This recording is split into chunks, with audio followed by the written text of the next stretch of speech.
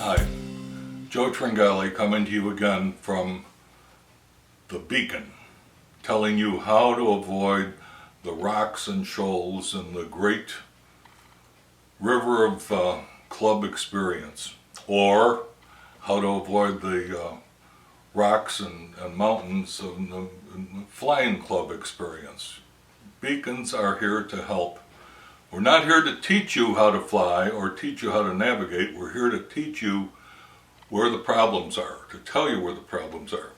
Now, I've been leading you on with this 501c3 business, and I apologize, but now you know why so many people want that as a status, a tax status for their corporation. Remember, it's done by the IRS, not by the state.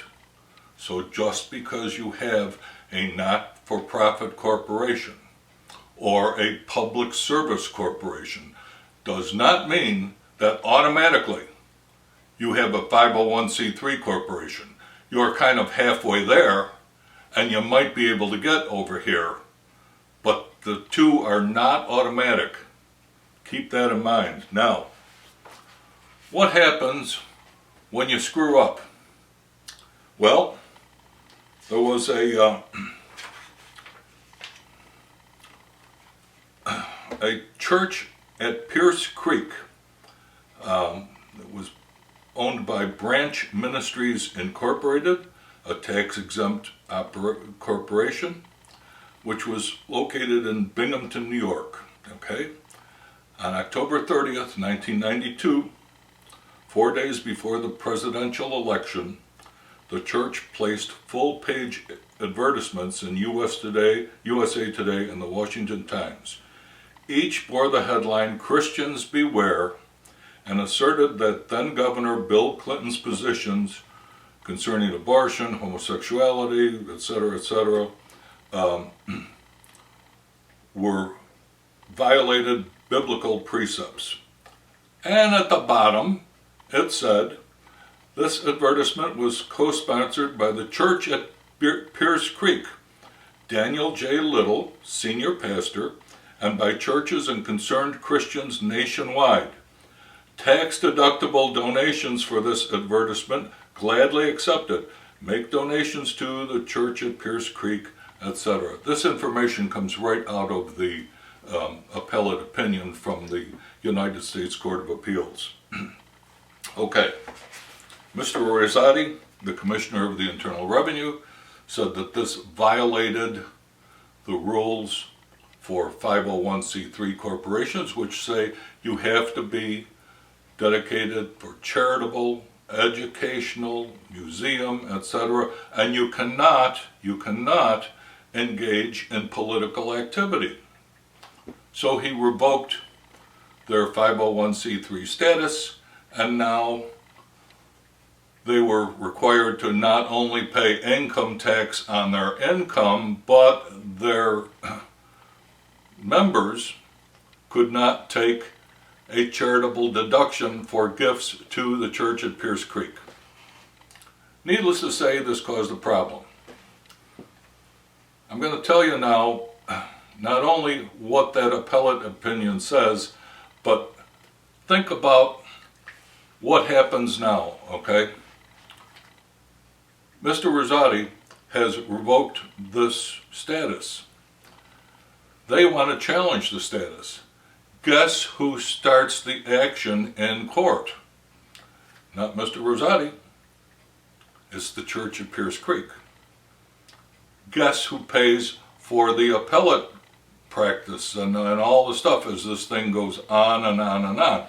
I'm only telling you this because I want you to understand that if you get into an entanglement with the IRS and you decide to challenge, you are challenging at your own expense. Think about that. You have to take these regulations very seriously. Okay, so they went to court, and their first argument in the United States Court of Appeals, which is one level below the Supreme Court, they had three arguments. The first was that Mr. Rosati and the IRS acted beyond their statutory authority. Branch Ministries said the IRS might be able to revoke the tax-exempt status of corporations, but not churches. Okay?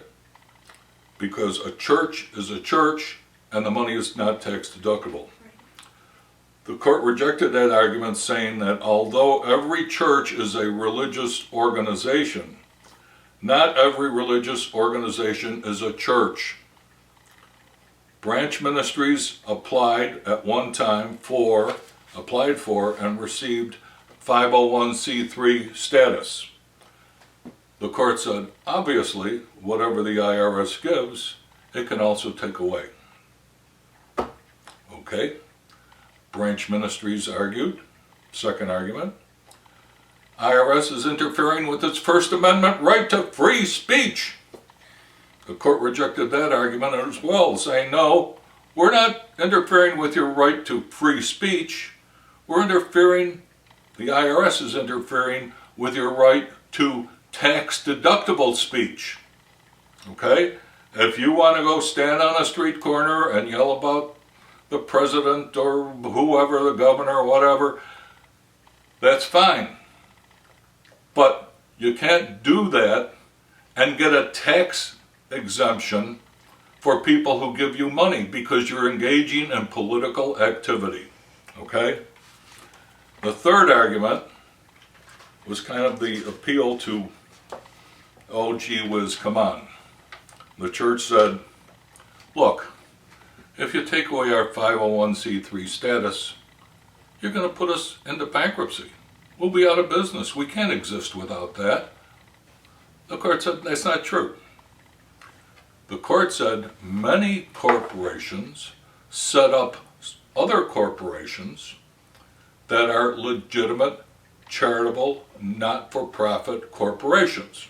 A humanitarian foundation, for example, can be set up by a profit-making corporation, and payments to the separate corporation are indeed tax deductible. Now, you can't deduct your dues to the primary corporation, but you can deduct any payments to this other subsidiary, which subsidiary is the wrong word. They really can't be related. You have to have different directors and all that kind of stuff. But there is a way of doing it. And what the court said is, look, if you want to engage in political activity, you can set up a profit-making corporation. And you can call it, Americans for Freedom or whatever you want, Inc., a business corporation. And your followers, your members, or whatever, can pay money into that corporation. And that corporation can take out all kinds of ads and publish whatever it wants. But, by golly, it's going to pay income tax on that income. So, the end result was the church at Pierce Creek lost. And that's how you lose an IRS tax exemption. You have to be careful. Another thing you have to be careful about is, and we mentioned here, that you can set up sort of a sister corporation. Be very, very careful.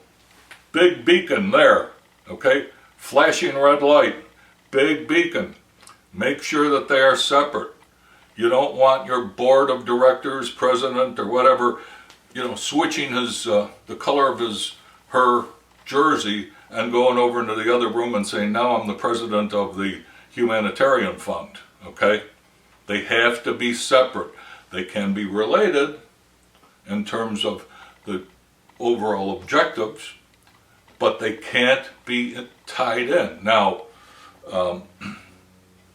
some time ago, I had reason to give some advice in this kind of situation where a certain, well, we won't go into that, a certain corporation had one of these other things out here. And people were putting out the idea that you can pay money into this, what George Costanza said is called the Human Fund. and take a tax deduction. And you could regulate that by telling the Human Fund that 95% of that money had to go to the ABC Yacht Club, because the Yacht Club was going to build a new dining room. And by the way, you know, the kids from the junior sailing program were going to use that dining room once a week or whatever, okay? That's called money laundering, okay? You can't run money through this corporation to pay into that corporation, and by doing that, avoid income taxes. People go to jail for that. That's the end of this lecture on the rocks and shoals that are in the tax law. And next time, we're going to discuss something that you really need to hear, and that is this. You're an officer of the corporation, the Aero Club, the Yacht Club, the Poker Club, the Car Club. Can you be personally liable for any of the taxes? The answer is yes. Think about that until next time. For now, Joe Tringali pointing out where the rocks and shoals are, as always. Have a nice time.